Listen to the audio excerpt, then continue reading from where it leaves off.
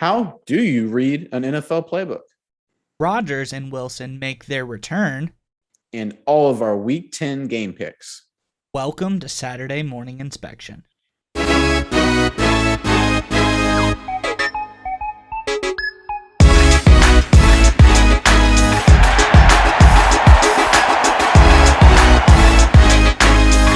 Welcome to Saturday Morning Inspection. I'm Nick Rudman, joined as always by that fair-haired man, Andrew Mize. We are not your typical sports talk show with the big media and the big budgets and the big sets and big suits. We have to make up for not having that by doing our research, working ridiculously hard, being ridiculously smart, and being ridiculously good looking. That's right, Nick. And because we don't have the big sports media backing, we need your help. So whether you're listening on YouTube, Apple Podcasts, Spotify Podcasts, our website, smishow.com, or even if you just give us a little look on Twitter, SMI Football Show, it's all greatly appreciated because you, the viewer, the fan, is what helps drive this show. And without further ado, we have what I would consider one of our best shows today. I think it's going to be very interesting for the viewer if you're more than the average, if you're like one tier over a casual football fan, you're really going to like this one.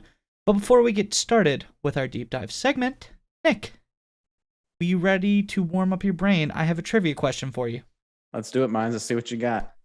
All right. This one is fairly easy, but it's tricky, but I have a feeling that you'll get it.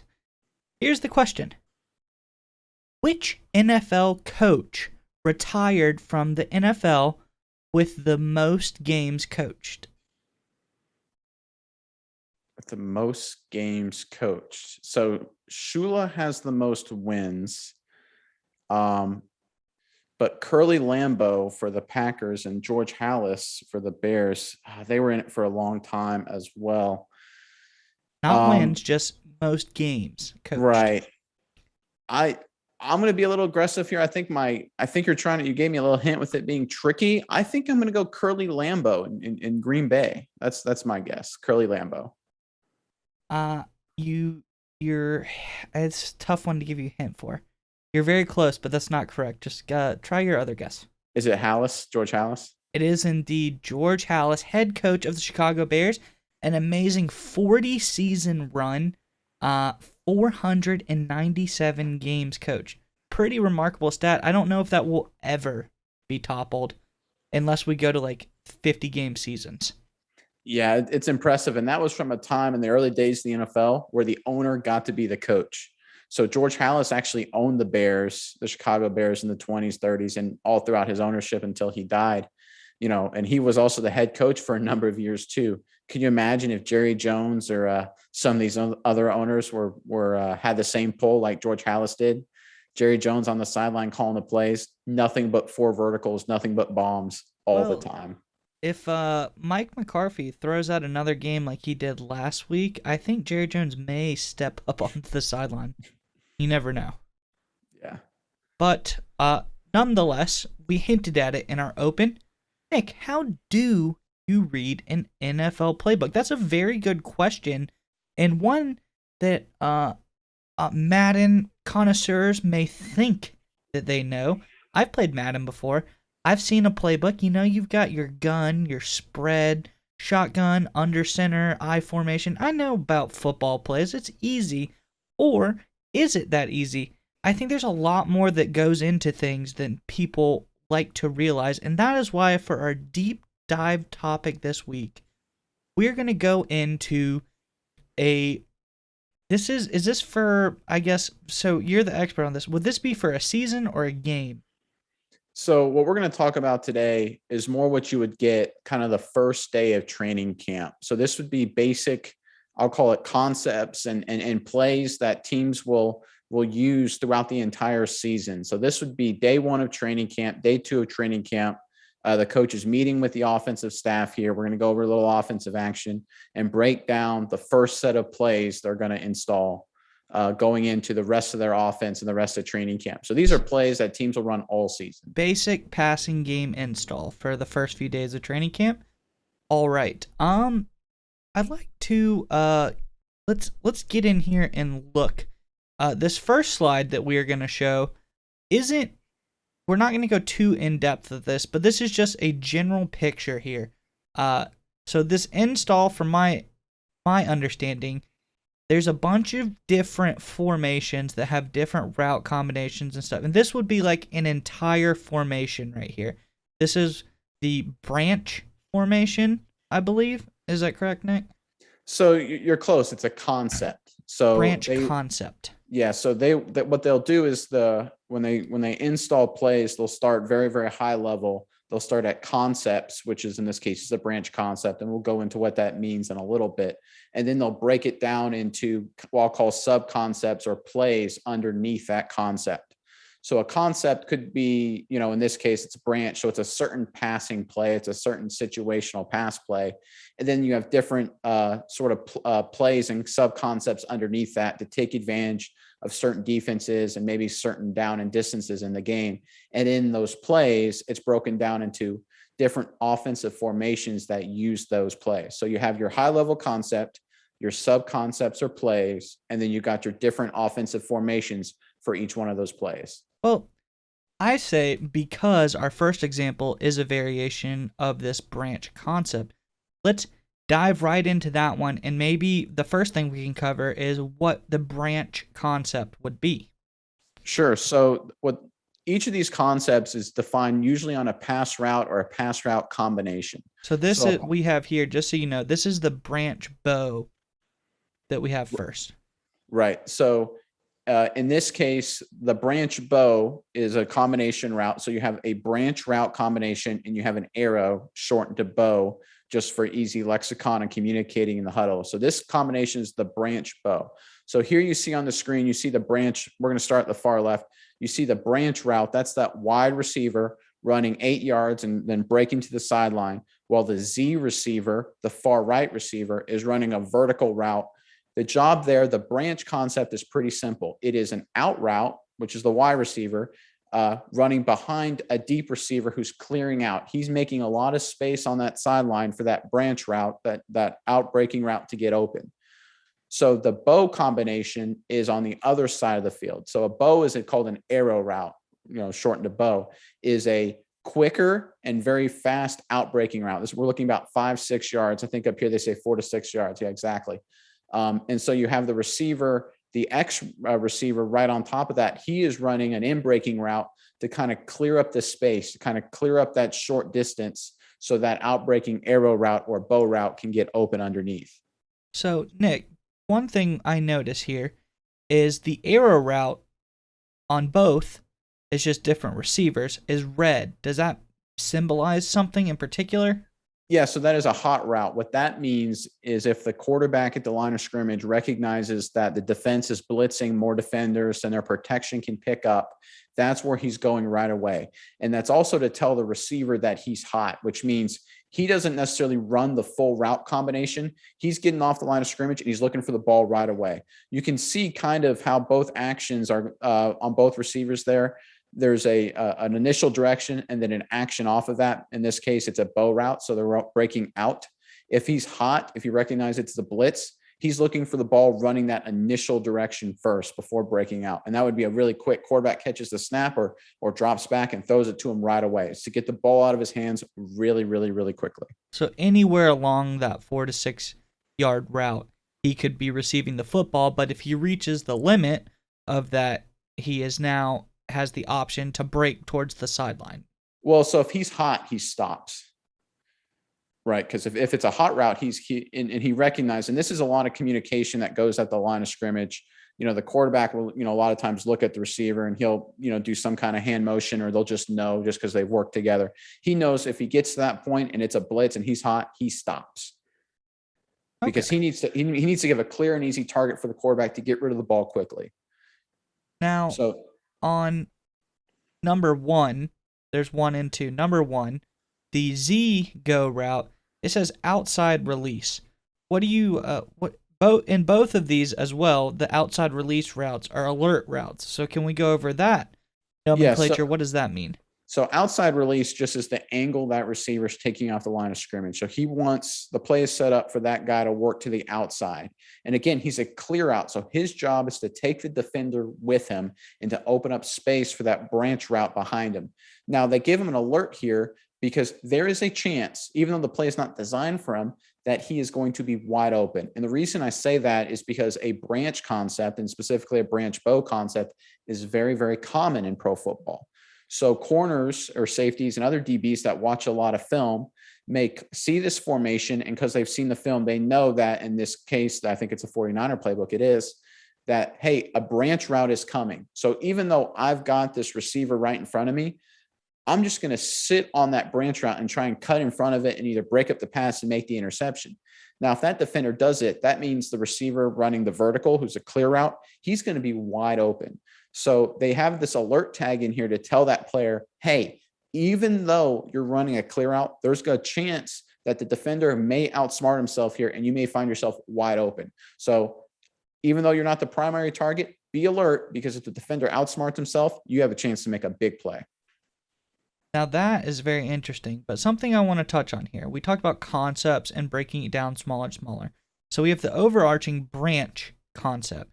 Now we're combining branch with bow. So we have the branch bow concept, but then we break it down into these plays. And these plays, if we look here at number 1, south, right, 3, jet, Y, branch, does that nonsense, or does all of that stuff mean something? Yeah, so it obviously means something, right? A little rhetorical question there. So a play is structured always the same way. The first thing you're ever going to hear is the formation. The next thing you're going to hear is if there's any motions or shifts. Then the next thing is going to be the protection around the quarterback. So it's going to be for the offensive line and the quarterback. And then you're going to have the route combination behind it. So here's south, right.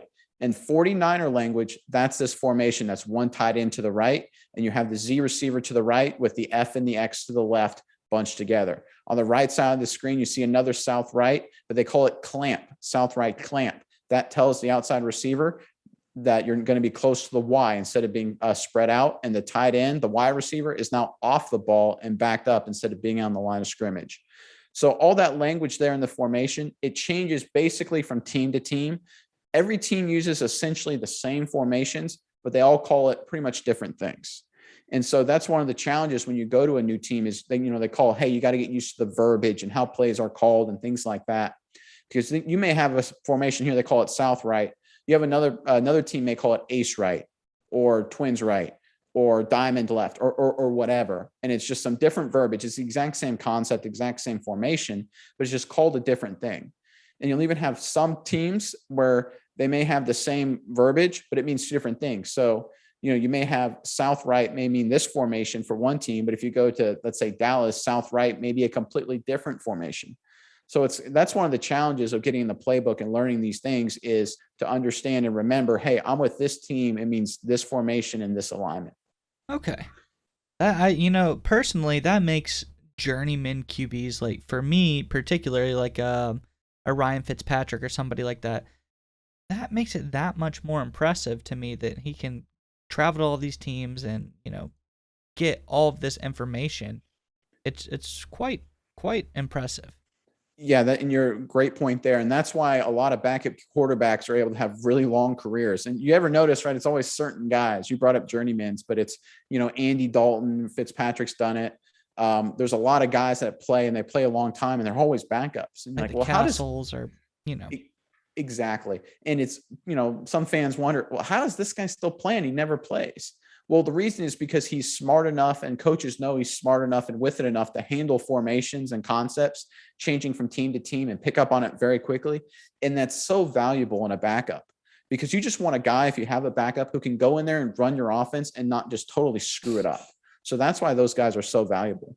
So let's break this down a little bit further. So we got the south right, which is the formation, south right or south right clamp. And now we're getting in 3 jet Y. Is that a nomenclature in itself, or do we break that down even further? So it's 3 jet. So that 3 is a direction of the protection. So this play is actually a little truncated. It's a little cut off.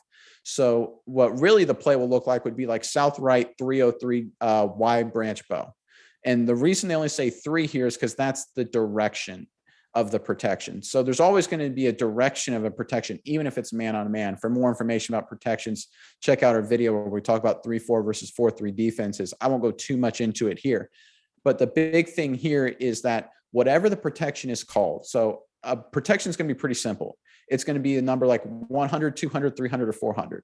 So 100 may be man on man, 200 may be slide, and 300 may be a fan out, and 400 may be a fan in.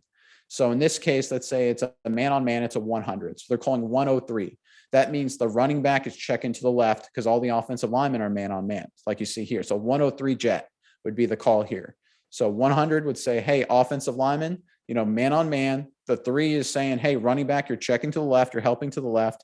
And the jet, in combination with the rest of the protection, is sort of an indicator where the quarterback is going to be. It'll tell you the drop. So a jet under center would be a 5-step drop, for example. A jet under gun may be a 1-step drop because he's already a shotgun. He's already back a number of yards at the snap. Okay, that all makes sense. And then obviously, Y, what would the Y be? Is the Y saying that the Y is the branch route? Yeah, so what it is, so it's Y branch bow. So Y branch bow is the way to look at it. So I hit on a little bit earlier, but receivers have nomenclature XYZ. And this goes back from the Paul Brown days of the 1950s, Sid Gilman days, the 1960s of modern offensive football. And basically what that is the X receiver is always going to be on the left. The Z receiver is always going to be on the right. And the Y receiver is in between them. So it goes, X, Y, X, Z, Y. So what this is saying is that the Y receiver, which in this case is the tight end, it's also the slot receiver sometimes, is running the branch route. And so Y branch. And that means, hey, in this formation, south right, the Y receiver is on the right. So the branch combination is going to be the Y receiver, receiver running the branch with the Z receiver clearing out. And then the bow concept obviously has to go the opposite. So that's going to be the F or the slot running the bow concept with the X receiver running the 12-yard in breaking route in front of it. And then this other play is kind of just flipped. We see that the F receiver is running the branch route. And like you said, if F is on the one side, the bow is going to be on the other side. So you have the Y receiver running the bow or arrow route. Exactly. And you'll also notice the protection is now 2 jet. And which direction is the running back going the opposite direction. So it's just like you said, it's just a flip, a little change in the formation, but a change in the direction of the play as well. Now this was very interesting, but I would say, and you may agree, this is a relatively simple play call. They kind of get more complex than this. Are you ready to move on to something a little bit more complex? Yeah, let's go ahead and move on to the next one. So up next, we have our branch buffalo concept. So let's break down this nomenclature, but first let's break down the concept. What is the branch buffalo concept? So the branch is the exact same concept before. It's the outbreaking route with the clear out in front of it. So you can see on the left and for the play on the left, the branch is on the left, and the play on the right, the branch is on the right.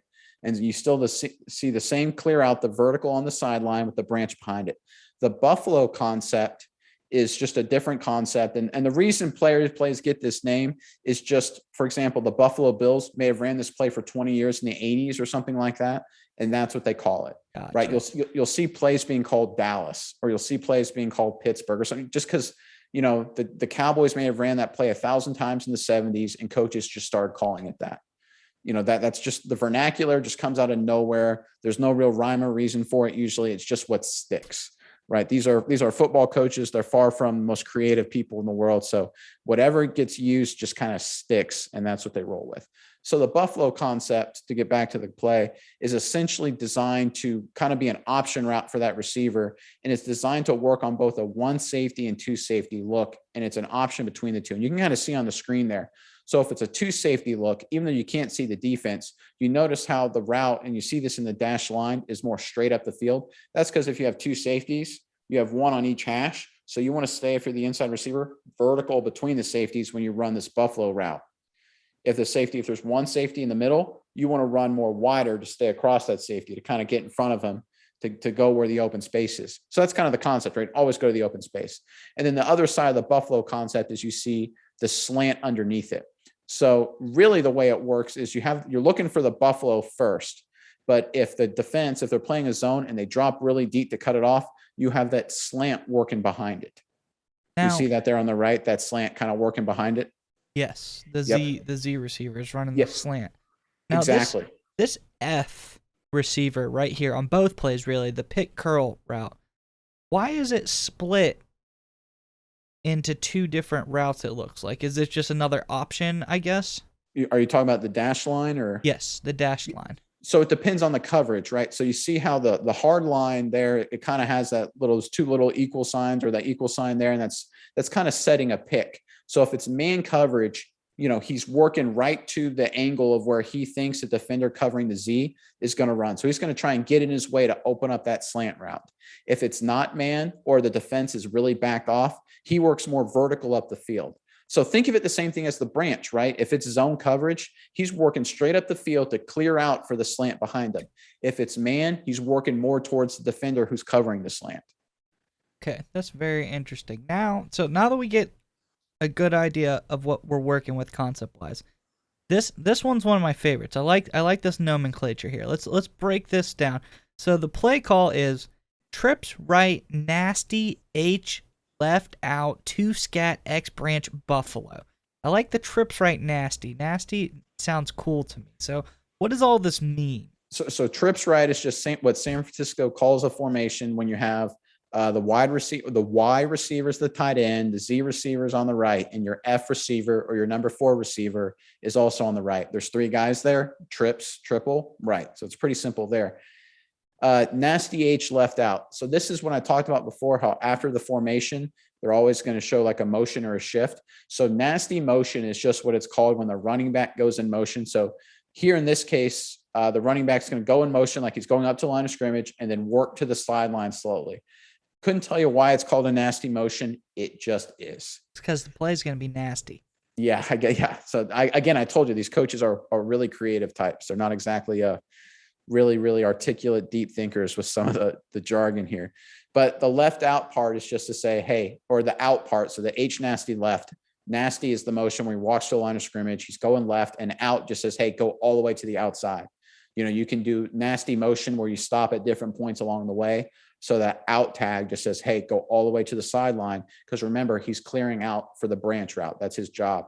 So you have trips right, nasty, H left out. So that's the motion. 2 scat, we already talked about. Protections to the right, and that's the depth of the quarterback's drop. And then you have X branch buffalo. So that's, again, the combination behind it.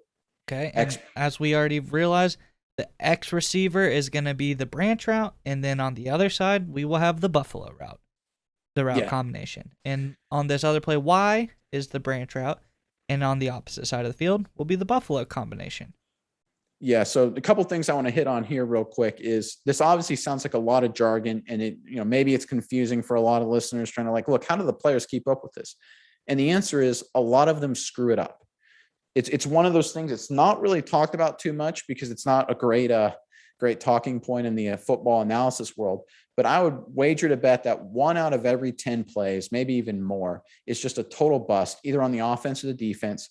Someone screws up. You have some receivers who think I'm the X here or I'm the Z here. They get them swapped and they run the wrong route.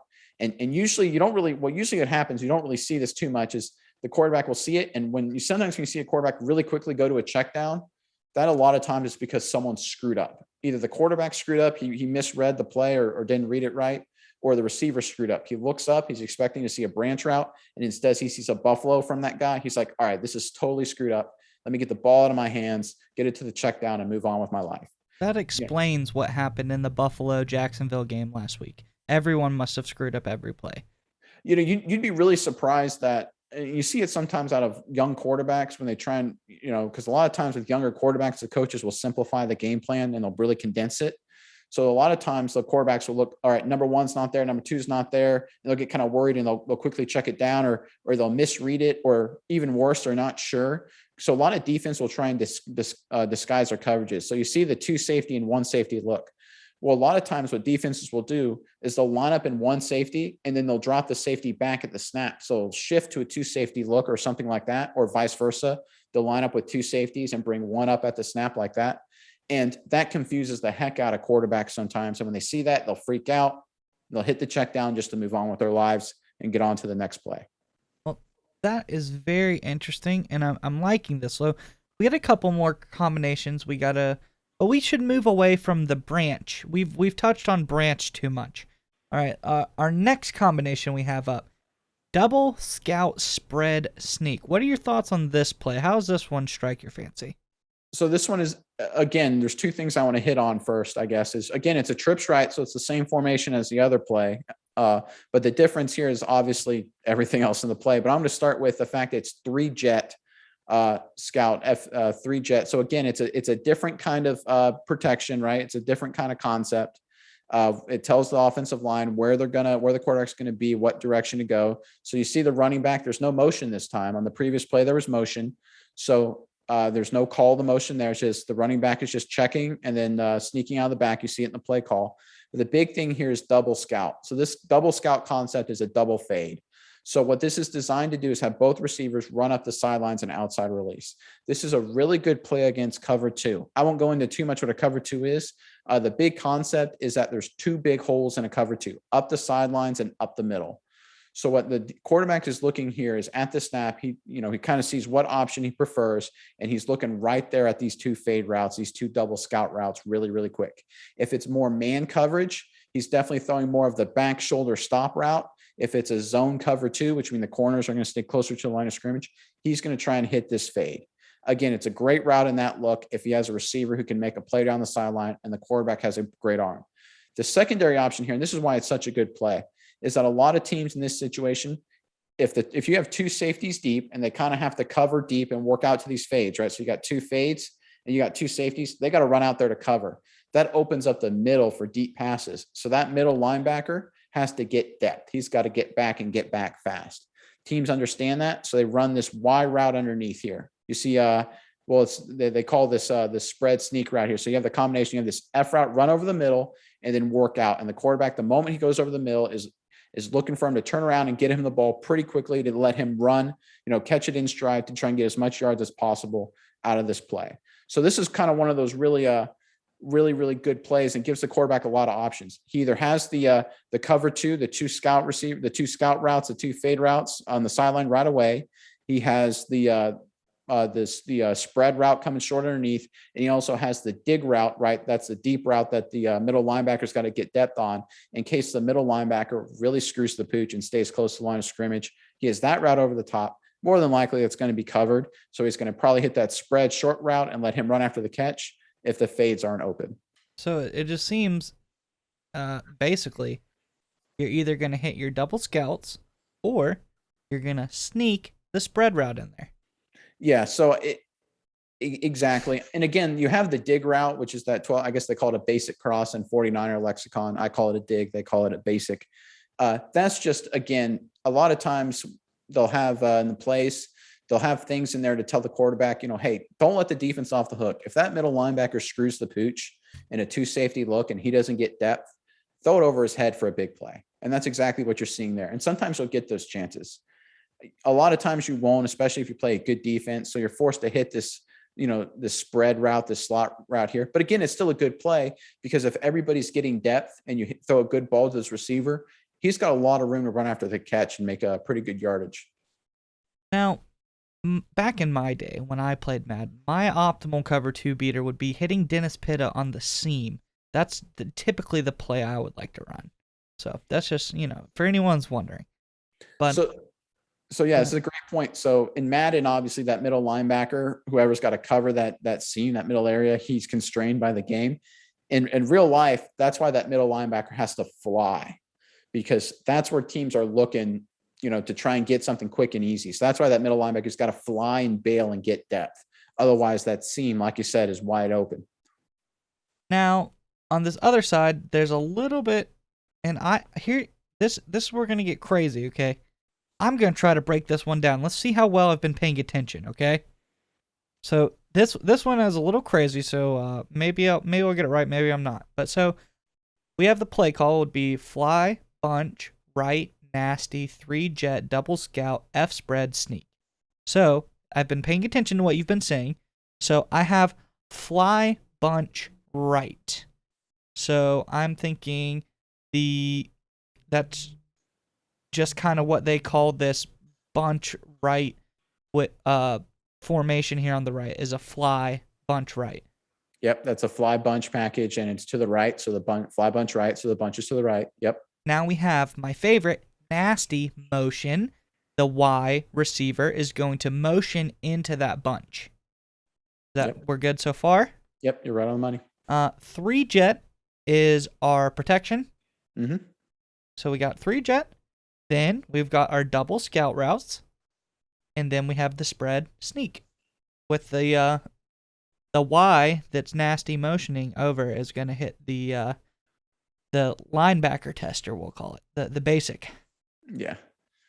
No, you're exactly right. And the one thing that's a little different here about this play is you'll notice that the scout route here looks more like an out route, and that's just because the receivers are closer to the line of scrimmage. Again, this is a route combination designed to test the sidelines down the field primarily. So even though the receivers are closer together, they still want to work to the sideline. That's where the quarterback's looking to go with the football. Now, one quick question I have here. Yep. When we look at the X and Y receiver here, when the motion happens, are they trading spots on the line of scrimmage? Correct. So the X receiver starts off the football. The Y receiver starts on the football. The nasty motion is having him back up and motion across the field, because you have to have a certain number of players on the line of scrimmage. Number one, and number two, your offensive linemen always have to be covered up, which means that an eligible receiver, has to be on the line of scrimmage, between the line of scrimmage and between the sideline and the line of scrimmage. So right here, that at first it's that Y receiver, right? He's on the line of scrimmage covering up that tackle. Well, the moment he backs up to do a nasty motion, that X receiver has to step up. Otherwise, that's an illegal formation. That's a 5-yard penalty.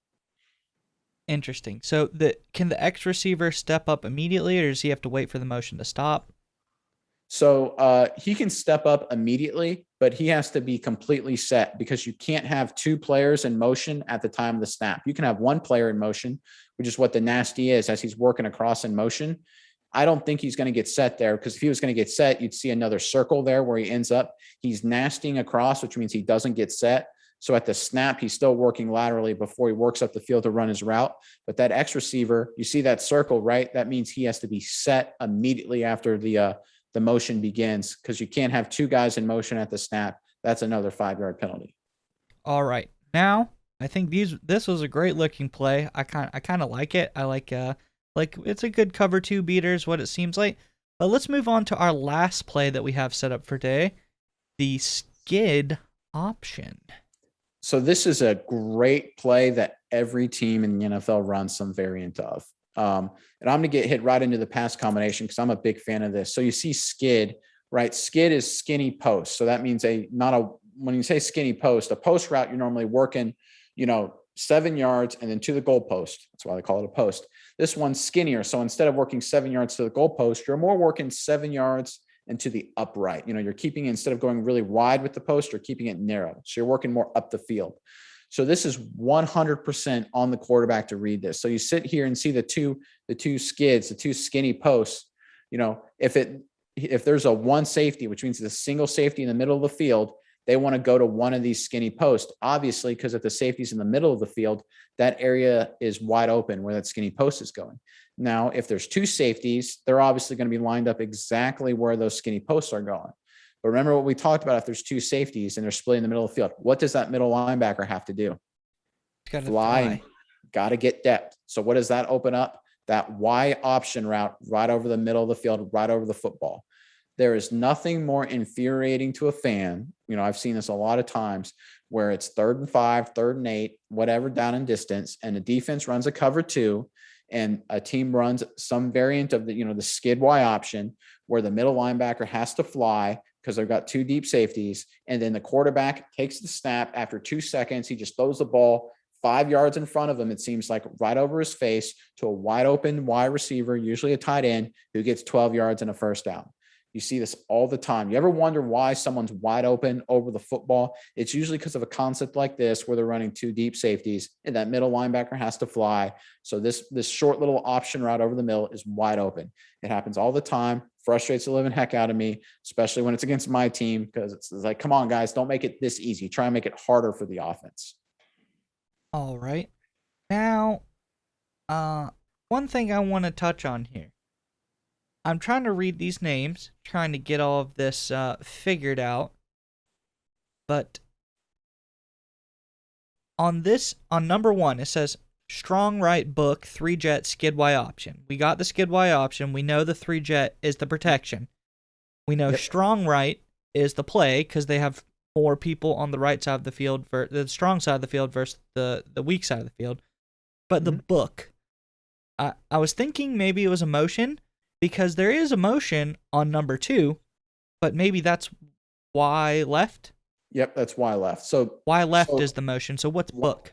So book is a formation. It's just what they call it, where you have the fullback it's not an I formation. So traditional I, you obviously have the quarterback and the fullback and the halfback lined up in a vertical line behind center. You know, the I looks like an I. That's why they call it I formation. A book, the way the 49ers call it, is when the fullback is off center behind one of the guards. Gotcha. So here you have strong right. So the strong tells you where the tight end's going to be. And then you have book, which tells you that the fullback is off centered. Okay. That makes sense. So I'm sorry, I misspoke there. So the strong right tells you where the fullback is going to be. So it's strong right, the fullback is on the right. If it's weak right, that means the fullback is on the left. So it's kind of a little weird to say. You think it would be strong right or strong left, but usually they don't try and keep, they try and focus on keeping the directions fairly simple and just people line up based on the verbiage of the call. So strong right means fullback and tight end are on the same side here on the right. Weak right means the tight end's by himself on the right, the fullback's on the left. No, That's probably really confusing. That's just how that's how the 49ers call it.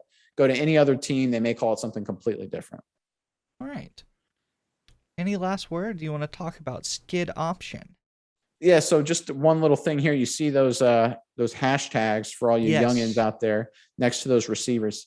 So that's telling them these receivers line up inside the numbers. So normally receivers line up a little outside the numbers, wide receivers. Because it's a skinny option, they don't want to get too wide, because if you get too wide, that means it takes you a long time to work skinnier up the field. So they want these guys to be closer to the where the quarterback is at the snap. So inside the numbers, work out a little bit. So that gives them plenty of space to cut in for those skinny posts, those skid routes. Okay.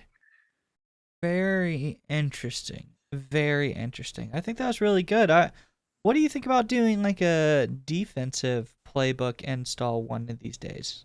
Yeah, I think that would be really good. I think getting into the coverages and things like that would be big. And, again, this sounds like a lot of, verbiage and a lot of lexicon, a lot of strategy and stuff that goes into it. And it obviously is a good bit. But the important thing to understand here is that this is all essentially day one stuff. None of this is really, really hard or complex. We all have jobs. We all have different jargon and lexicon and processes we have to follow at work, at the office, and things like that. This is the exact same thing for football players. So even though it sounds like really, really confusing and really strange and kind of what the heck are they have to think of all this stuff, they have to remember all this. The reality is this is beating your head day one all of the time. It becomes just a second language. You become fluent in it. It's players that can't pick up on it get cut pretty quickly. Like this is just a really normal day-to-day operation stuff, learning these kind of funky little jargons and sets and verbiage that relate to the plays and the schemes every week. Now, correct me if I'm wrong here, though, Nick. One way we could look at it is, so obviously strong right book, weak right book, those are the play calls, okay? And everybody probably needs to know what the formation is going to be. But if you're an offensive lineman, you don't really need to know skid Y option or Y left. You just need to know the 3-jet protection, correct? Yeah, so normally what will happen is, no huddle situation. You made a great point. So you'll see the quarterback will tell the receivers, he'll have a hand motion. So that's say skid Y option is this. So he'll look to the receivers and say, hey, skid Y option, skid Y option. So everyone knows what the play is. And then he'll go up to line of scrimmage and go 3-jet, 3-jet, 3-jet, 3-jet, right? And then back up because it's no huddle trying to be quick. So he'll only tell the offensive linemen what they need to know and then signal to the receivers and the running backs what the rest of the play is. So that's there's parts. You don't necessarily need to remember all of the play call. You just need to know your part. That's a big part of it. It helps to learn the rest of it, to be honest, because you kind of get a high level view and a picture of it. But really to the basic fundamentals, no, you just need to know your specific play. Okay. Or your part in the play. And I'm also, my brain's working thinking, I think this is really good. Maybe we'll work on a running install one of these weeks. Some option plays, stuff like that. I think that would be very interesting to break down as well. But nonetheless, I think that was very good. But now I think it's time for us to get into our games of the week. What do you think about that? I think it's great. I mean, I can talk plays all day, but let's talk the games. That's the fun stuff. You want to get us going with the one you want to start with, and I'll chime in. All right, I will bust us into our AFC matchup of the week. We have the Browns versus the Patriots. We'll pull up our gut check leaderboard so far. Let's pull this up and let's you want to check our records so far, Nick? Yeah, let's do it. Let's see where we stand. So currently, I'm 50-38, and you are 53-35. So you got a 3-game lead on me. But I might try to go. I got to get some ground back somehow. So we'll see what happens. But our first game of the week, Browns versus Patriots. Very interesting game. Odell Beckham no longer with the Browns. As of this point in time of us filming this, he has not decided to sign anywhere. A potential landing spot I have heard is the New England Patriots, the Saints, the Packers. All options. That would be very interesting. So I give a caveat here. If Odell signs with the Patriots, I think that gives the Browns a little edge in this game. But at this point in time, he has not. So, could be a little revenge game. But this matchup is very interesting.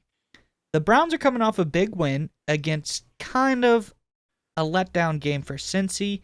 They've been in a little 2-game spiral here. They haven't been playing great football since they beat Baltimore. This is kind of the curse. You can't beat us and live to tell the tale. We're gonna take you out somehow. But Cleveland, they played a pretty good game last week. Patriots have played a good string of games coming here. Mac Jones is playing, to me personally, clear-cut offensive rookie of the year caliber. I don't even think he has competition at this point. He is just head over heels above everyone else, and it just stinks because the Patriots seem to have gotten their guy for the future, and no one really likes to see that after we just thought we got rid of Tom Brady, and we no longer have to worry about the Patriots dynasty. They have what dynasties do. They have been reborn. So, this game is all about matchups. The Browns have a very good defense. They have a pretty good offense, but at the helm, they have, we all know, my favorite player, Baker Mayfield. And I think that's a really big knock for them. The Patriots, they're getting more and more cohesive on defense. Very, very cohesive on offense. And they have Mac Jones, a young prodigy at the quarterback behind the helm. And I think these teams are going to match up pretty evenly, but I think Mac Jones gives the New England Patriots an edge over the Cleveland Browns. Yeah, I mean, it's the game's in Foxborough, and as I've said for years, funky stuff happens when teams go up to Foxborough, especially now it's November. The weather gets cold, the weather gets crappy. Weird things happen. I hate, when Dallas obviously doesn't have to play in Foxborough a lot, but when they do, weird things happen. We've seen all kind of funky, weird things just go on with Bill Belichick when he has control of that stadium and that environment. Bill Belichick has done a really good job against heavy running teams. I mean, you remember how he played Baltimore last year, how they kind of shut down and restricted Lamar Jackson in that running game in a big game last year, later in the year.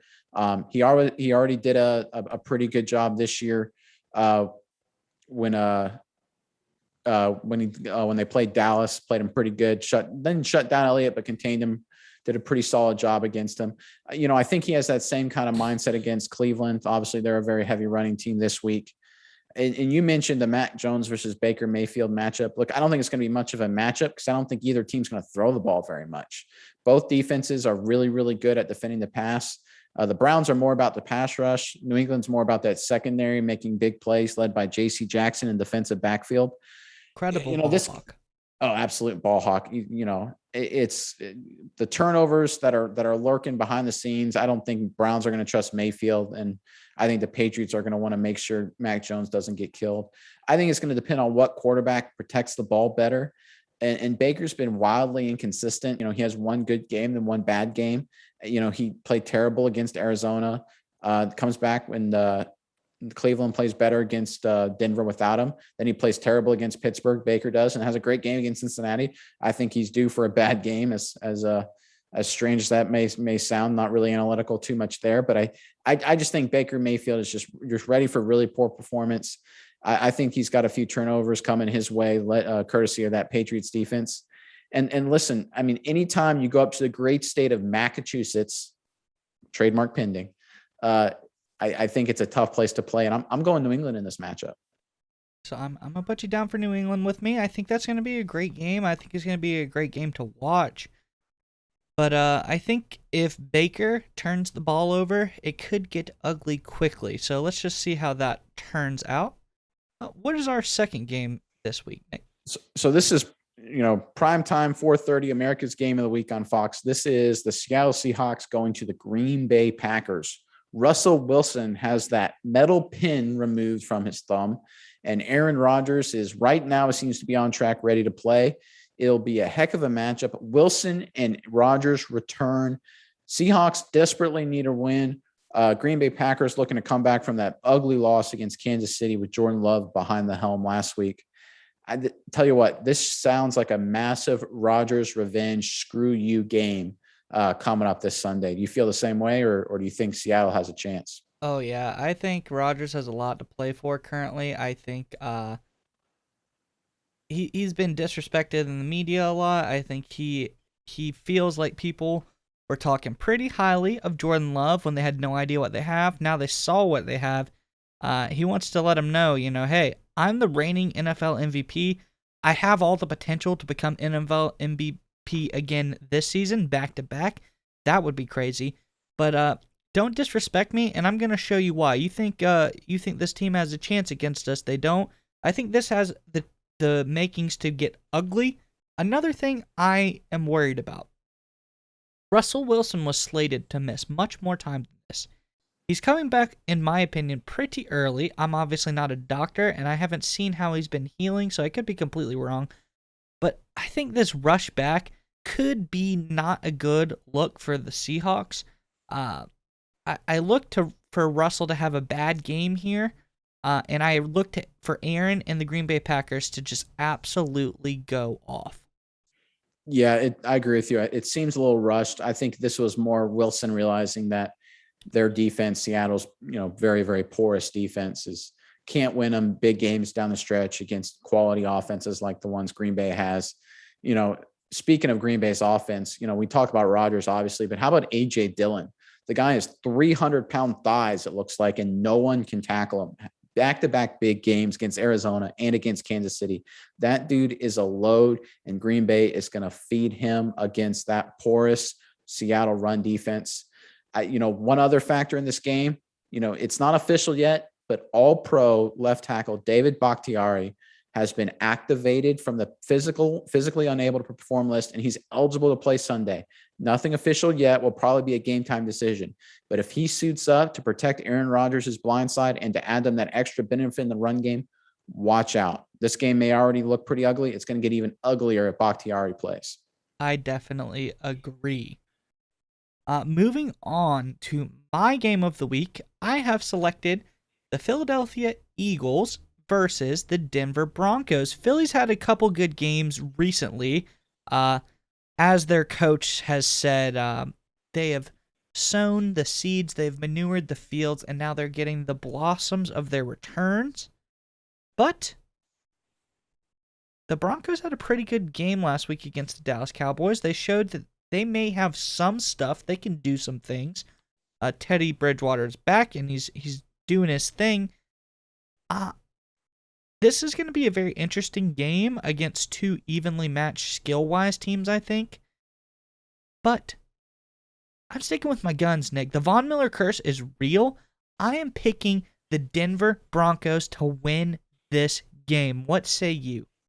So there's two things I always look out for picks. Does a team coming off a big win and a team coming off a really bad loss? And Denver obviously got a huge win. They clobbered Dallas all the phases of the game in Dallas last week. I think they may be riding a little high. This is a Denver team that's solid, but they're not great. I think this is potentially a step back for Denver. I think Philly's offense and that running game led by Jalen Hurts at the quarterback is starting to get a little bit better. And look, we talked about earlier in the show how coaches usually aren't articulate. Philadelphia's guy right there, Sirianni, he sounds like he's pretty articulate with all the Flowers manure references. I kind of like that, little bit of a little interesting take at the coach position. I don't know how good he is as a coach, to be honest. First year, they're 3-5, so not really that good, I guess. But I really think that Denver, they played kind of their all-time best game in a lot of ways against Dallas last week. A lot of things broke their way. And Jalen Hurts, that running quarterback that Philly has, he is just an X factor because he's not Kyler Murray because he's a little stronger. He's not Lamar Jackson either. He's just not as fast as Lamar, but he's a very powerful runner. He has the ability to make some big plays. Devontae Smith, their rookie wide receiver, Philly, starting to get a little more involved in that offense. They had a real chance to beat the LA Chargers last week. I think Philly surprises some people here. I think Denver is maybe riding a little bit high. Like I said, a team coming off a big win usually regress a little bit. I think they do. I think Philly shocks some people. I'm gonna go the Eagles here. All right. And on to your game of the week. Yeah, so this is another thing I was talking about, right? So we have the New Orleans Saints and the Tennessee Titans. The Tennessee Titans coming off a big win against Los Angeles Rams last Sunday night in LA. This was without Derrick Henry. A lot of people, myself included, thought this was going to be a really, really bad loss. Instead, they come out behind the strength of that defense, picking off Stafford twice, one for a touchdown, the other one basically for a touchdown. They returned it to the 2-yard line with a double-digit comfortable win against the Los Angeles Rams, one of the best teams in the NFL. Again, good team coming off a big win, still some regression to the mean. The Saints, they're a quality football team. They have a good defense. Simeon, for all of the concerns about him, has done pretty well. He beat Tom Brady off the bench, and he scored 25 against Atlanta. That's not bad at all for a guy who is probably their third option at quarterback behind Jameis Winston and Taysom Hill coming into the year. I think Simeon continues to grow in that offense, and the Titans, they can't expect to get essentially two pick sixes every single week. That was essentially the difference in the game against the Rams. I think Tennessee regresses a little bit. I think that New Orleans defense shuts down that injured running game of Tennessee, and Tannehill can't have a big game. I like Marcus Lattimore, all-pro corner for the Saints, to do a number on A.J. Brown, the Pro Bowl wide receiver for Tennessee. I like Lattimore in that matchup. I'm picking New Orleans to win this game. This is going to be an ugly game, low-scoring game. I'm thinking 20-10. 17-10, maybe something like that. But I think New Orleans surprises some people, and I think they beat the Titans. I'll follow you on that one. And I think Taysom Hill is back. He had 2 good passes last week. He threw for about 30 yards. I think the Saints, they've caught a lot of good teams.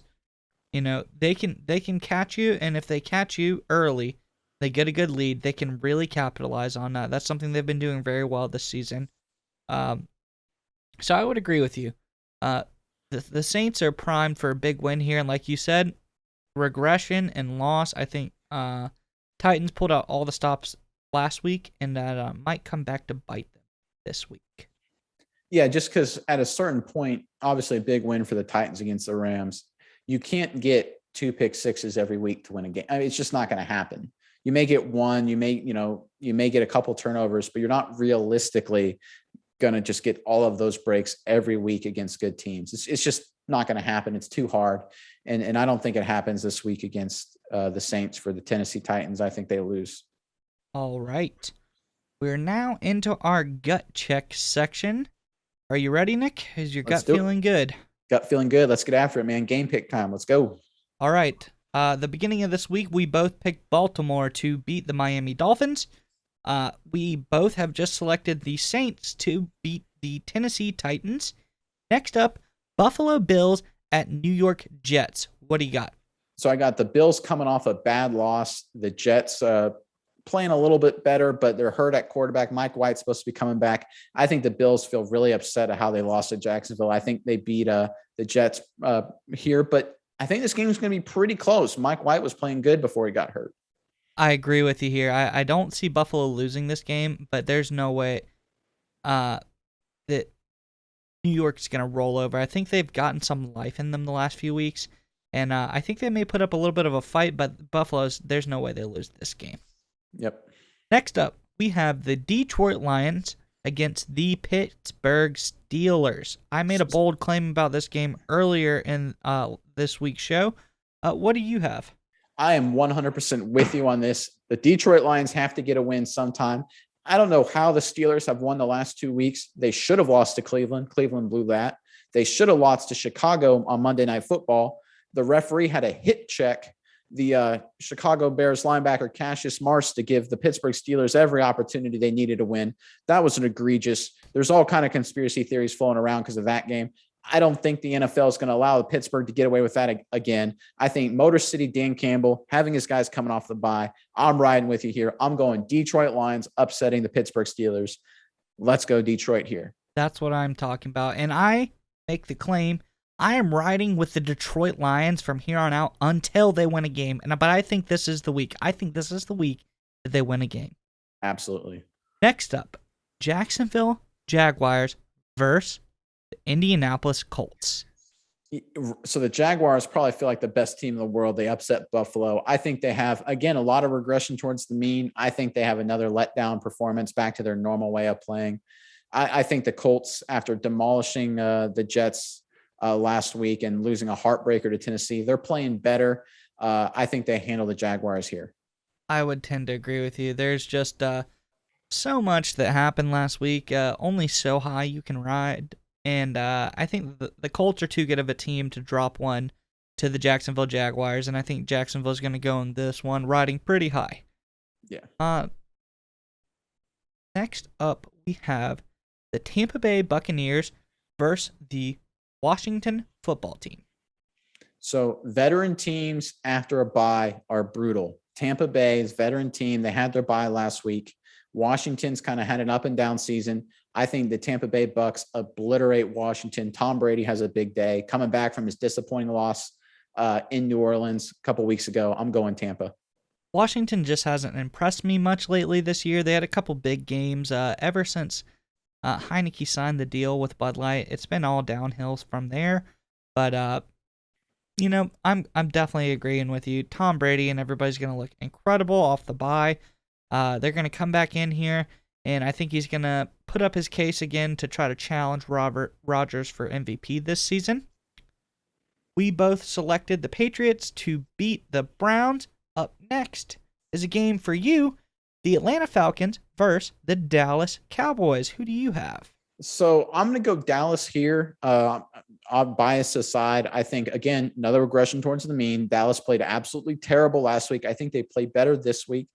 But Atlanta's kind of a mystery. They beat New Orleans last week, big win for them, but they had a letdown the week before. They're inconsistent. I think they have a lot of talent. Cordell Patterson's had a great year. Pitts is coming on strong. I think this is a high scoring game. I think it's close, but I think Dallas ekes it out here and gets back to their winning ways. Yeah, I'm going to go with you here. I don't think Jerry Jones is going to allow Dallas to lose this week. He came out and stated about how they came into this week too overconfident, and that is why they lost to the Broncos. I don't think he's going to get in there. He's going to be in the installs. He's going to be in the meetings. He's going to make sure these guys have their heads locked on straight. I don't see that Dallas loses this game, and I go so far as to say I see Dallas has a pretty big comeback game. Yeah, can you imagine Jerry in the meetings? I tell you what, boys, I don't want to see no branch bow. Go deep. Come on, Dak. All four verts, every play. All four verts, just CD, like we did back in the oil I bought fields. you for a reason, CD, Amari, we got you guys on this team for a reason. Just go. Just run. Let those legs loose. So, next up, Carolina Panthers versus the Arizona Cardinals. Question: do you know if Kyler Murray is slated to be back this week or no? Question: do you think it really matters? Probably not. Probably not. The way Colt McCoy played and then Arizona played against San Francisco last week, and the issues that Carolina's had, whether Darnold plays or not, I think Carolina loses. Arizona keeps rolling. They're really impressive. All right, I would agree with you there. That was a rhetorical question, but you know, Colt McCoy, Kyler Murray doesn't matter. Like we said earlier this week, Arizona is strong whether Kyler is there or not. Any quarterback can really come into that system with all of those studs and do well. Next up here, we have Minnesota Vikings versus the San Diego Chargers. Los Angeles Chargers. This is in Los Angeles. Travel game for the Vikings. Does this make a difference? So Los Angeles Chargers have the worst home field advantage in the NFL. This will probably feel like a Minnesota home game for a lot of the Chargers and Vikings players. So that's going to be an interesting dynamic. The weird thing about Minnesota is they have a losing record, but they play every game at like the wire. Dallas beat them at the end. Arizona beat at the end. Baltimore beat them at the end. You know, every single game seems to come down to the final play. Cincinnati beat them in overtime. I think this game is going to follow that trend and be brutally close. But I think Herbert has a pretty good day against that Minnesota defense that allowed Cooper Rush to throw for over 300. Lamar Jackson had a big day against him last week. I'm going the Chargers here. I'm gonna have to get some lead here somehow. I gotta distance myself, get my 3 games back. This is where I'm gonna go bold. I'm gonna say the Minnesota Vikings upset the LA Chargers here. I think the Vikings have a pretty decent defense. They've got some good guys up front. They've got some good guys in coverage. Their linebacker core is very good with Anthony Barr headlining. And the offense is not too bad. Dalvin Cook does have some trouble this week. It came out in the news about some possible domestic assault charges. Was he the victim? Were they the victim? Nobody knows. But I think all of that internally, they're coming off of a real tough overtime loss to Baltimore. I think that they come back and maybe show out a little bit this game. It's going to be close, but I'm going to pick the Vikings in a close one here. Next up, we both picked Green Bay Packers to defeat the Seattle Seahawks. We also have split. You have selected the Philadelphia Eagles. I am going with the Denver Broncos. We have the Kansas City Chiefs at the Las Vegas Raiders. This is a very, very interesting game, right? You have Kansas City that has looked awful the last 4 weeks, but they're 3-1. You have the Raiders that somehow are kind of hanging around despite nothing but the worst off the field kind of issues that you can imagine.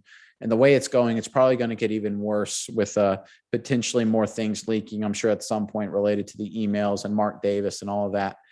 I really think I want to pick the Raiders here. I really do. I think the Chiefs have been playing really poorly. They've just been kind of skating by. I'm going to be aggressive. I think Derek Carr kind of rallies the troops a little bit and gets a big win. They lost to the Giants last week. They probably felt like they could have won that one. I think they return with a big win this week and against a hated rival. And I think the inconsistency of Kansas City continues. I'm going Vegas. I'm going to double down on my try to distance myself, get some games back. I don't think there's many troops left to rally on the Las Vegas team. I think that team is pretty down in the dumps, and they already had their hot streak at the beginning of the season. I don't think Kansas City pulls it together by any means. I just think that the Raiders are so far out of whack. I don't see them, coming back anytime soon. So the Raiders, not to cut you off, but the Raiders did sign Deshaun Jackson, veteran speedster. Great team guy. A lot of really solid takes. Yeah, and I think I'm just excited to see Deshaun Jackson run by Daniel Sorensen maybe 25 times this Sunday, and he may have 3,000 receiving yards if he gets to play against Daniel Sorensen. That's what I'm waiting to see. Very possible. Lastly, our Monday night matchup for this week, the Los Angeles Rams versus the San Francisco 49ers. What do you got here? this is a division matchup, so these kind of games are always close. It's really hard to predict. The Rams are very, very weird because I feel like they're really, really good defensively, and their offense has, kind of been slogging a little bit last couple of weeks, not playing up to par.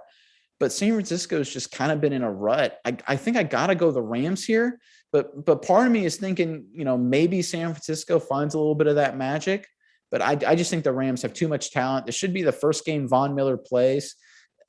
Maybe makes a little of impact. I'm not really sure. But I think the Rams have just too much firepower offensively, and they're too good defensively to lose back-to-back games. And I don't think Stafford throws two awful interceptions like he did against Tennessee.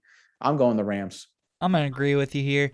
And a fun stat, this is number 1 and number 2 wide receivers in the NFL going up against each other in their debut game against each other. We have Cooper Kupp of the Los Angeles Rams. I think he's caught for over 1,000 yards and 10 touchdowns this season. Very, very incredible stat. San Francisco 49ers Deebo Samuel. He has gone for 880-ish yards, I believe. I think somewhere in the 5 touchdown range. Could be low, could be higher, like 6-4, somewhere around there. But two really good receivers this season. But I think that the Rams have a little bit of an edge in this game. So do you if the 49ers lose, which we both picked them to, that would be 3 out of 4 losses for Shanahan and that team. Is Shanahan going to find himself on the hot seat more and more if this losing streak keeps going? It's kind of hard to believe he isn't already, with the way they've played this year. Yeah, I wonder if he is secretly on the hot seat and we don't already know. I saw some stats. He has a pretty atrocious record if you take out his Super Bowl season, but that's kind of like a hard thing to say. Like, yeah, if we take out Patrick Mahomes' Super Bowl seasons, he's not a great quarterback. I mean, he has 2 seasons and he went to the Super Bowl, but you can't take out people's best seasons and say, well, if you look here and we take this away, no. But I think he is or will be on the hot seat. Yeah, and I think so. And, Colin Cowherd, his show, I'm a fan of his. He talked a good lesson one time I think could be applied here is, you take out a player or a coach's best year and their worst year, and that's who they are. Well, if last year was Shanahan's worst year and his Super Bowl year was his best year, is this what Shanahan is? I don't know. I think it's a real question that needs to be asked in 49er land. Yeah, very interesting, very interesting. But nonetheless, that is our gut check. These are our picks this week. Everybody can analyze this for a little bit more time. This is what we have selected. This is our body of work. Looks to me where we got a 3-game split here. If I convert on all of mine, I can come back to even with you. So I'll either lose ground, gain ground, and come back even. So you never know. Yeah, that's true. You'll either those are only 3 things that can happen. So yeah, one of those 3 things will certainly happen. All right. Well, Nick, that's it. That is our show. Do you have any last words for our fans out there? Yeah, once again, thanks to everyone who stuck around and listened to us talk about football. We really appreciate all of our viewers and all of our listeners, whether you're watching us and listening to us on YouTube or listening to us on Spotify or Apple Podcasts.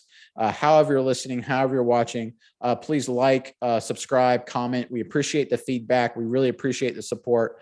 Again, we can't do it without you. Like we've talked about, we're not the big media guys with the big budgets and the big reach. We're all about doing the research and listening and learning from our viewers and our supporters. So once again, subscribe, comment. You can find us on any of those platforms. Also check us out at our website, smishow.com, on Facebook at SMI Football Show. Give us a follow on Twitter at SMI Football Show as well. We post a lot of funny tweets. We post a lot of our content. You'll get a lot of that as if you follow and support us. Gotta love that, right? Again, really appreciate the support. Thanks to everyone. Great show. Mize, any final thoughts? That's it. I am once again excited. Last week was a wacky week of football. I hope we have a more interesting yet stable week of football this week. A lot of big moves happening. And if any news breaks in the coming weeks, you can look to us to settle that news for you. So until then, we will see you next time.